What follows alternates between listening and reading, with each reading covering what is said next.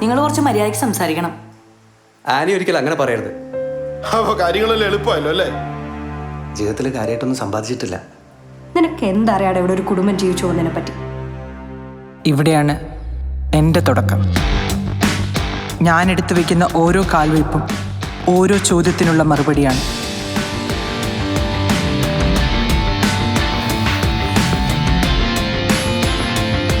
ഓരോ പ്രായത്തിനും ഓരോ ശബ്ദമാണ്.